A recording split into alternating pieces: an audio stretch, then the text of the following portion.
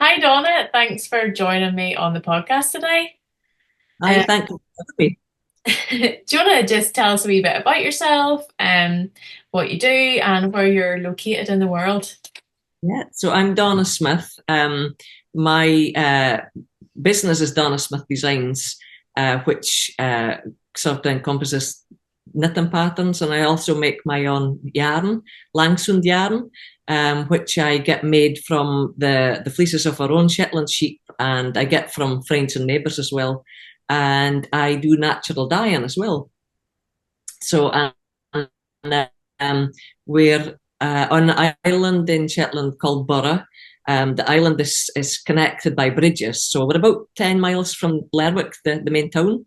And yeah, so I basically I run my business part time, and I also have a part time job at the local high school as a science technician there. Oh, that's interesting. I used to work in school as a technician. I do. Ah, right. It's interesting. Maybe all natural dyers take this path. I don't know. Yeah, I know, and I used to, it's kind of how the sort of two things collide sometimes, isn't it? yeah, that's funny, Yeah, isn't it? yeah, And yeah. what's I hope you don't mind me asking this, but like what sort of a size is Lerwick and like what sort of amenities do you have there? So Lerwick is, I think there's about 8,000 people there, Okay. which would be trying to think of a town that I can think that's quite similar size, but I can't think of anything. I mean, we've got two supermarkets, we've got a leisure centre, we've got actually leisure centres through a lot of different villages in Shetland. Okay. There's a high school that there's about 1,000 pupils that go there. Okay. Um, there's nice shops, and like there's a few cafes, and we've got a main street in Lerwick, Commercial Street. So there's a few nice shops there, and cafes, and yeah, and it's right next to the harbour, so there's usually a lot of boats and cruise ships at the moment. Lots of cruise ships coming into Lerwick. Yeah, so sometimes the population of Lerwick might double because there's so many tourists on the street, One which can be cruise ship probably like doubles the amount of people. yeah, sometimes yeah. So you're a natural dyer then. How did you and you live in a croft, don't you? Yeah. Yeah, that's yeah, So yeah. how did you start natural dyeing and crofting and when did you decide to make yarn and how did that whole thing just evolve and start?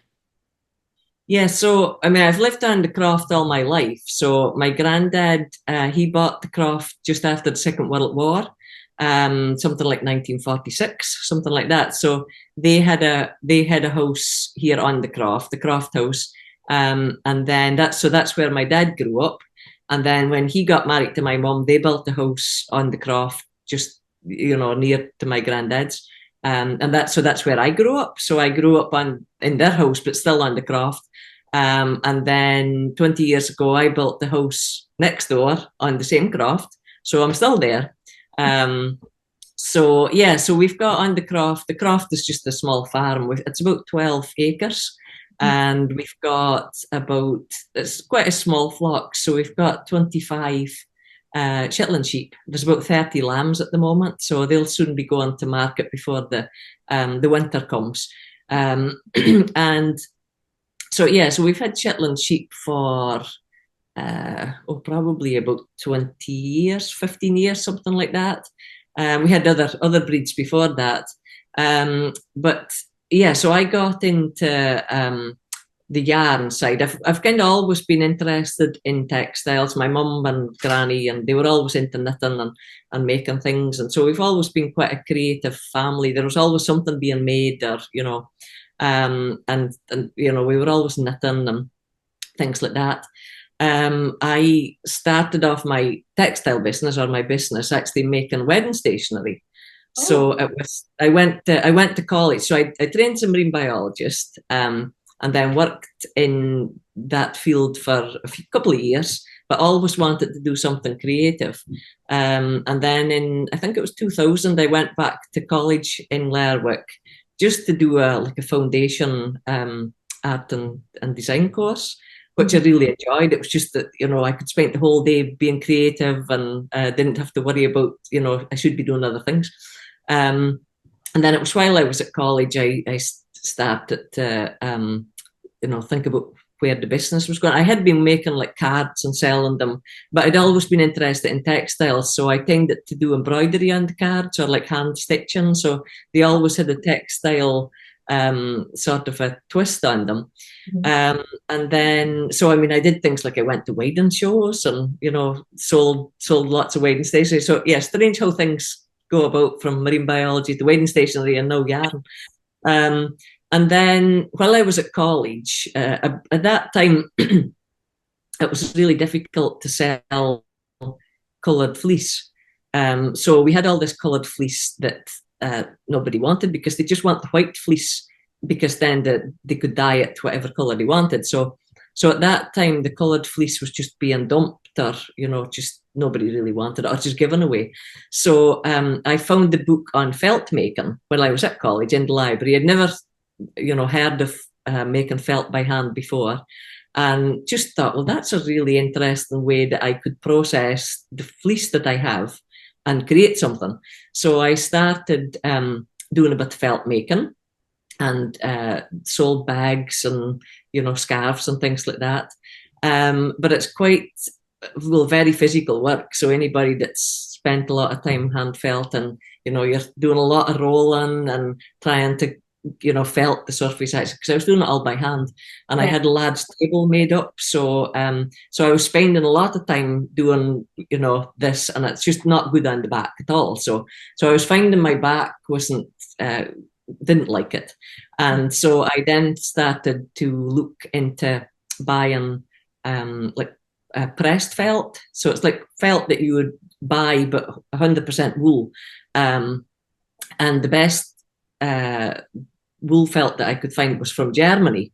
So I was importing it into Shetland, and I was making things like brooches because you can cut felt and it doesn't fray. You can make lots of, nice little accessories. And I did that for a while. I was making bags with that. And then I had my son, and, things kind of change, and I started getting back into knitting and had maybe a bit more time to think about how the business goes. And it was one of those things. I don't know when it happened, but I suddenly had this sort of feeling, why am I importing wool into Shetland, which is full of wool, and I'm surrounded by wool. I've got all this sheep, and, and I'm buying wool from abroad. It didn't make sense. So I kind of had to reevaluate what I was doing. And then, and because I had my son, and I think sometimes I found, I've heard other people saying that. So I was getting the fleece, the felt from Germany, and it just suddenly struck me. It's like, why am I importing wool into Shetland, which is famous for its wool, and I'm surrounded by wool. I've got, wool all around me on the sheep. And it was, so during a trip to New York, which was part of my position as patron for Shetland Wool Week in 2015, that we went to Vogue Knitting Live to promote Shetland Wool Week, which was amazing. And we were meeting, lots of different people. And I think stand next to us, I think they were next to us, or maybe went along, was a couple from a farm in the US, Pradolena. And they were doing some amazing things with their fleeces, and they were doing it so that you could buy the yarn from the actual particular sheep, and it had its name on it and everything.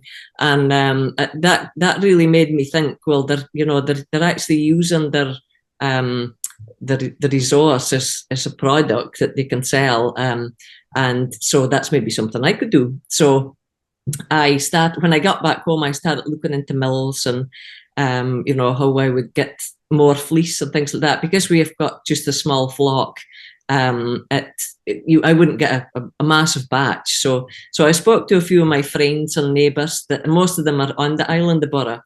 So Burra, it's a sort of a long island, and the island is divided up into strips, or a lot of it is. So a lot of the crofters have a sort of a strip of land, which kind of all runs down into this same stretch of water, which is Langsund. that's the name of the yarn. So I spoke to a few of the crafters and said, could I buy their Shetland fleece next year? And they were like, yeah, that sounds a good idea. So that was sort of how the first batch came about. I sent it away, sent it down to Cornwall to the Natural Fibre Company to get it spun, and then got back the first batch. I think it was 2016 or 2017. So yeah, that's how the yarn came about. And it was just the idea that I want to use what I have. And then the natural dyeing came about because lots of the yarn is white. You know, the color, the sheep comes in all different colors, but because in the past it wasn't really sought after, the colored fleece, there's lots of white sheep. So I do try to, use as much of the colored sort of fleeces as possible, but you end up with, the majority of it is white. And it's quite difficult, as you probably know, to sell just white yarn. So, and also, again, I'm kind of interested in, using things naturally and using what I've got in the croft, thinking about what how I can use the croft and what we grow and all the rest of it. And it was, I think, 2017 that there was a course on in Cat Golden's farm just outside Perthshire, the Garter Stitch farm, and Julia Billings was doing a course there, accompanied by Julie from Black Isle Yarns. Yeah. And my friend Misha messaged and said, did I fancy going on it? And I said, oh, definitely, that sounds great. So we went on that course, and really from that moment I was totally hooked. It was like amazing to think you could. I hadn't really experienced much natural dyeing before. I had seen it, but hadn't really ever thought about trying it. I had been thinking about dyeing yarn because, to do something with this white yarn. But I found that, it was such an inspirational course. And just, I was thinking, I can use what I have, the plants all around us. It's such an amazing, just an amazing thing to be able to do. So came back home and started sampling, and just since then I've been doing it ever since. Learning all the time. So that's amazing. That's an amazing story. So it's funny how sometimes you start out doing something and it totally changes and leads to something else. And I never set out to make yarn and naturally dye it, but it's just, all the different steps. It kind of almost like works out. And sometimes I think it's like you come full circle as well, because when I was thinking about setting up a business, I knew I wanted to have a creative business in textiles. I kind of steered away from knitting because it seemed to be the obvious thing to do, which seems ridiculous, but I just felt that there were so many, there were people in Shetland already doing knitwear, doing not so much knitting patterns at the time, but it was more knitwear. Knitting patterns wasn't, Ravelry wasn't such a huge thing at that time. And so it's funny how it comes. Yeah, I would say you kind of come full circle. It's like my granny actually used to send away the fleece from the sheep. I think it was either Hunters Abroad or something like that. They used to send it away anyway and get back yarn, so coloured yarn, or they got back blankets. So it was either spun into yarn, and whether it was their own yarn, I don't know. And they got blankets made up from it. So I kind of feel in some ways it's like kind of doing what was done here in the past. Yes. Definitely, yeah. Part of your heritage. Yeah. No, it is. Yeah, definitely. Yeah. And so you mentioned that your granny was a great knitter as well, and we were chatting a wee bit before this video about knitting belts. So you have one there. I was wondering, could you show us the knitting belt and tell us about it, show us how it works and stuff? Yeah, I can certainly do that. So of course Shetland is famous for its knitting. It's famous for fair isle knitting, also famous for lace knitting. And one thing that's used a lot in Shetland knitting is this knitting belt. And it's something I still I do use circular needles, but I tend to prefer using the knitting belt, particularly when I'm knitting fair isle. So basically it's a leather, I suppose you would call it a pouch or a cushion. It's got horsehair in it, and it's got these holes in it. So this is where your needle is put into it. And the horsehair just means that it can be reshaped, and, you know, like a piece of foam or something would end up with holes in it. So what you do, I'll actually move so that you can see what I'm doing. So I'll move the screen down like that. It's maybe a bit dark. So the belt goes on your right hand side. Okay. So you just fasten it on like that. And how old are these? Like, how long have these been around? Long time. I'm not sure exactly when they first came in, but in the museum in Lerwick, the original knitting belts were actually made out of feathers, or so it was the feathers of, you know, like birds like gulls that have the large feathers. So they would be feathers that were tied into a sort of a stick, and so it was like a bunch of feathers, and they were tied around with usually kind of really nice like embroidery thread or coloured threads. And then what would happen is that stick, so it was sort of a horn shape, and the stick was put into the sort of the either the belt or the waistband of a you know, skirt, and then the needle that you were working with got put into in between the feathers. So it's almost like the feathers was like that, and the needle was stuck in between the feathers, and that kept it. So it was a bit like a knitting sheath. And so I'm not sure exactly when these belts became used, but, you know, it would have been in the last century sometime. But just to show you how you work them, so here I've got a piece of Fair Isle knitting that I've now picked up for ages, so I have no idea what's going on. I'll have to put on my glasses. You wear it quite loose, do you, Donna? That? You wear it quite loosely. Yeah, I do. I wear it quite loose. It really depends on lots of things. Like, it depends on the length of your arms. I've got quite long arms, so I tend to find, and these are the needles, so it's long needles. So you need to be able to position it in a way that you're quite comfortable to sit and knit. So I mean, the best place for me to sit and knit is like this. So it's not too low, not too high. So I want to position the working needle in a way that, you know, it's almost like an anchor. So it keeps the working needle in the same place. This Fair Isle is knitted in the round, and what we tend to do with this, some stitches come off the end there, but we'll just ignore that. What we tend to do is knit it on 3 needles. So you've got half the stitches on one needle, half the stitches on the other needle, and it just flips over. And so it means that it's flat. And I mean, you can use more needles, but this is kind of traditionally how it's done. Yeah. So you'd work across. I would knit across this needle. Once I get to the end of this needle, then I turn it over and then work across that needle. So that keeps you going. So I'll just knit a few stitches. I'm going to just do random things. So, and there's a few.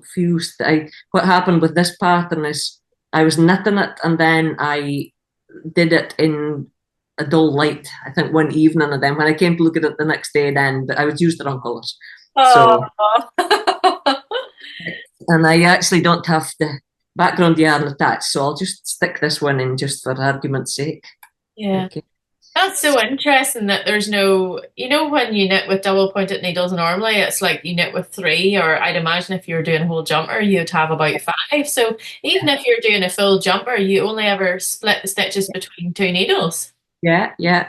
And the needles are very long, so you would end up with them squeezed onto you know, kind of squeezed onto the needles. A lot of traditional knitters, something I don't know is they would have like what they call a ripping string, and it's basically a string that they would have around the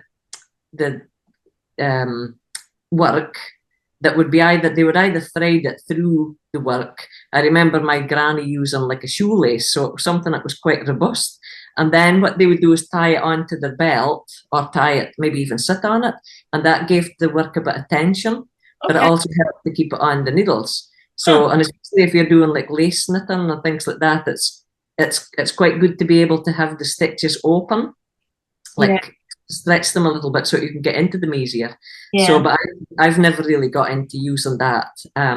But that would help the needles to stay on, the stitches to stay on the needles, you know, when it's quite a large number.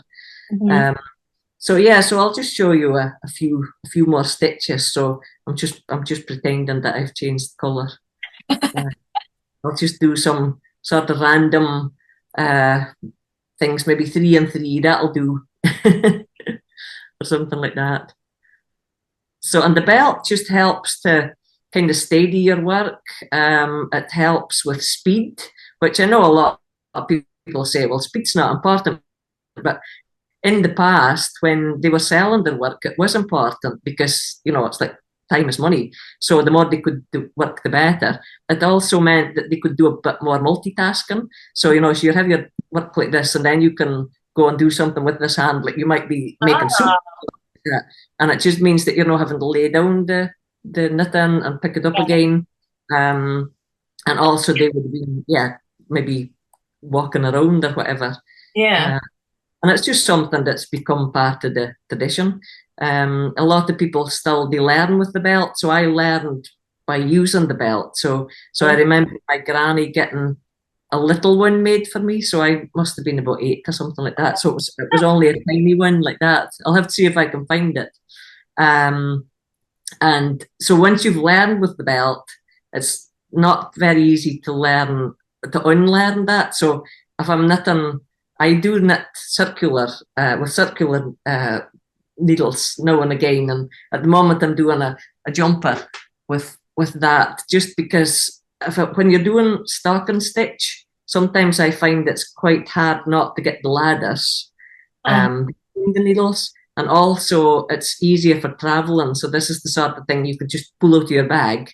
Whereas if you're, you know, traveling, if you're, you know, I don't know, on a plane or something, and you take out these belt and a big needle, I don't think they're going to think very much of that. So yeah, so that's the belt and the Farrell knitting. and to knit in this way, do you have to be a flicker? Because I'm a thrower. Yeah. Well, you could. I mean, you could throw. So it's really you can do. You know, just show you. I'll show you what I do, and it's other people do different things. So yeah, I would be flicking with the right hand. But yeah, I mean, you could really do. I don't know if I can do it without holding it. Or you can, and then this one I would. I almost think it's like a scoop kind of an action. So yeah, so you're always keeping your fingers on the needles, and you tend to knit the stitches quite close to the points. Uh-huh. So I would tend to push the left hand needles, the left hand stitches sort of up with my thumb, and then you're always getting a new Oh. stitch. And is there So. anything you can't use a knitting belt for knitting Uh, wise? I don't think so. No. I mean, the only thing would be if you have a really, really large number of stitches that can't fit on your needle. Hmm. That would be the only thing. But no, I can't think because you're yeah. It's just really an anchor to hold your working needle. And here I've just picked up these stitches at the end. I was just going to show you turning the corner. So I'll do these last few stitches like that. And then when I want to start the new needle, you just take it out, put the working needle back in the belt, and then you start knitting across the Hmm. uh, here. So It's as easy as that then, is it? easy as that. No, it looks like a fantastic way to knit. If I was gonna, people are always talking about continental. Maybe we should be getting into knitting belts and knitting onto needles like that. Maybe that's a more interesting way to knit. Yeah, no, and it certainly I think it helps your posture a bit as well. And I do find maybe when I've got the circular needles, it does take me a while to get into using it because I feel I need to anchor it, or I feel it's all like flopping around, and you're maybe a bit more tense because you need to hold it. Whereas that with the belt, it's being held by the belt Huh. to an extent. So it's just a different way of knitting. I do find when people try it that they haven't tried it before, it takes them a while to get into that. And it's funny because the Shetland people, they just think, well, it's just, something that you can do, but it's just when you've learned a different way, it's Yeah. really hard to change your position. Yeah. But a lot of people buy them, and then they prefer using them. Huh. Yeah. That's really interesting. So, you were talking a bit about your sheep and the Langsund water. What is it? It's just the sea, is it? Yeah, this is the sea. Yeah. Yeah, it's a stretch of water. So Burra, the island that I live on, is basic. It's really two. Got the West Burra and East Burra, and Langsund is the stretch of water that kind of goes between the two islands. So it's a long strip of water, basically a long sound. That's what it means. And yes, as I said, a lot of the crofts run, like the bottom of the croft meets Langsund, so it kind of connects a lot of the crofts where the yarn comes from. So, like your location, like it looks amazing from all your photos and stuff. So obviously, like that informs probably your colors, your dyes, like everything. So, how would you say your location informs your making practice? Yeah, probably does. I think a lot of it is probably subliminal as well, because you think, oh no, I'm not inspired by anything, and then you look what you've done and you've dyed something exactly the same color as out the window. Yeah. Um, and yeah, I suppose the location, or we've got so much knitting history here, so much tradition. It's hard not to be inspired by the traditional patterns and things like that, and also the craft. I think to be maybe using the plants that are weeds that are grown here, so maybe not necessarily trying to produce a particular color, Yeah. but I'm trying to see what color I can get from what I have, and that might even be mixing it with extracts, or so I'm not just being precious and saying I'm only going to use that dye plant, but if I mix them with extracts and other things, you can get a huge range of colors. Yeah.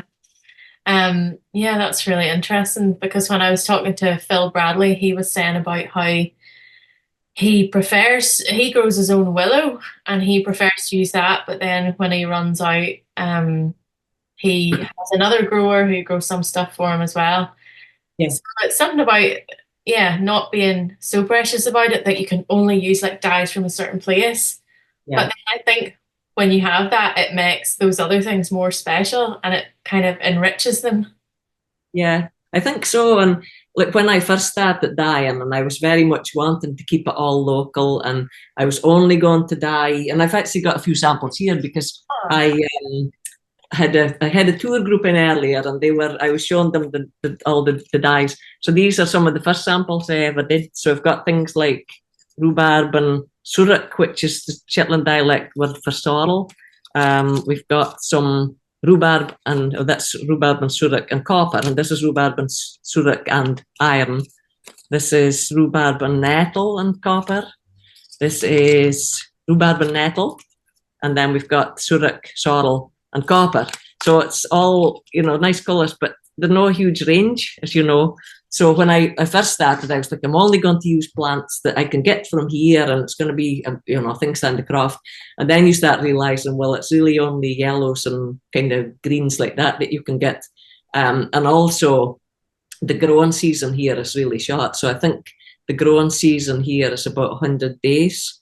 So because we're so far north, so really you're really limited. So if I'm going to stick to just what I can find, about just using so the growing season here is really short, and so I mean to restrict myself to the summer is really a bit daft, and yeah. also summer is when everything is so busy as well. So then I started looking into dried materials and using extracts and mixing all the things together, and so it means you can get this huge color palette. Mm. Yeah. And so as well as your part-time job and your dyeing, do you have crofting responsibilities as well then? Well, yeah. I mean, my dad is the sort of chief crofter, as we would say. So he sort of does the day-to-day things. I mean, the Shetland sheep are really they basically can look after themselves. And so every day he gives them a little bit of food, but they don't really need food this time of year. But it's just to keep them tame, because it means we can, it's like bucket train them. So it means that when we have to get them in, then they can follow the bucket. Yeah. And then it just means the way you can go and check them. We've also got a few chickens, a few hens. So, and again, he feeds them at the same time. But other than that, the day-to-day running, that's really about it. I've got some vegetables. We used to call it the kale yard. So it was where all the kale was growing. So they used to have a cow here. I remember my granny having, I think it was 2 cows actually, and she would get, for milking. But they had to grow lots of Shetland kale, and Dad says he remembers them having to grow 3,000 kale plants just in this one garden. So I've not done that, but I do have a sort of a vegetable patch. I've been neglecting it over the last few years, so I've got back to it this year. I also planted a sort of a strip of oats as well, just to kind of help the soil. And also it's good for you're getting all that seeds that's good for the birds. And then I've planted, I shouldn't say I've planted, we sowed it's like it's called some people call it a bumblebird mix, which is like a mix of different seeds that grows different plants that is good for bees, which is then good for birds. And it was through the RSPB and the Species and Age project. And so I got some of the seeds that they were using for that project. So at the moment, just part of that yard is just looks all like beautiful flowers, and there's kale in it and mustard seeds and things like that. So hopefully it does attract the bees, because there's loads of bees, and then that attracts the birds. So just the idea is to try and make it a little bit more diverse. Because when there was a cow at one time, that meant it was much more diverse, because sheep tend to eat everything. They eat the grass right down to the ground, whereas cows tend to leave a bit more, and so it's a bit more, there's more flowers and things like that. Mm-hmm. So, yeah, but I would be involved with anything sort of big that happens. So when we have to clip the sheep, then I would help. Our neighbour clips them, but we would help to take them in, and I would, as he's clipping them, then I'm rolling up the fleeces, and then we also still make our own hay the traditional way as well. So we've got a sort of a hay meadow, and then every summer, then my dad cuts it. He's got an old 70-year-old Massey Ferguson tractor which still works. Cuts that, and then it has to, we have to turn it and dry it, and then we have to get it in the barn for the winter feed. So that's usually quite a big day.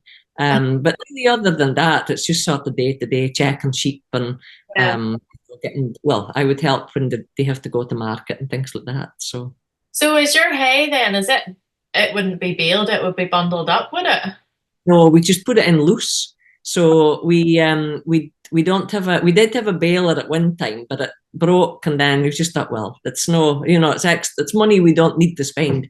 So what we do is, my dad he usually gathers it all up on his tractor with what's called a buck rake, and then so you get basically a haystack on the back of the tractor, which he then carries up to the barn, and then there's usually maybe about 2 or 3 people that pull it all into the barn, and then it's all just shoved in. So it takes sort of an afternoon. It's very kind of sociable, and have all the family gets involved, and even if they don't want to, they still get involved. Yeah. And so we usually have the field over the hay field. Then a lot of people are raking to try and get all the hay up, and we try and get it all in the barn. So, and then that does the sheep all winter. So it's really, we can feed it to them all winter, and by using the sort of old traditional method like that, giving them dry hay, it means that you can give them a sort of a wide range of different plants, and that's given them more minerals, and there's also probably plants in there that's good for maybe different ailments, I don't know, things like that. So it just gives them more of a diverse diet. That's interesting. So I'm assuming it rains a lot in Burra. So is that not hard to get that hay dry? Is that not? It is. It is, yeah. Sometimes there's a lot of stress. But I don't think there's been one year that it's, well, I remember maybe one year it didn't go in, but yeah, you have to watch the forecast and then you have to cut it and then it has to be turned and then it might rain and then you might have to try and turn it again. And so it can be quite stressful because, if you miss it, then you've lost all that hay and then you have to buy it. So, yeah. But it does rain here, but it's not often that it rains constantly. Really? The biggest issue we have here is the wind. Okay. So sometimes the wind, there was one year I remember the wind blew half of it away. So I found it down in the village, which is about a mile away, half a mile away. No way, that's crazy. Yeah, because it rains here pretty much every day. So yeah. Even for cutting like silage here, I think it's not the easiest thing sometimes. But that's interesting about the wind. I can't believe you found it halfway down the road.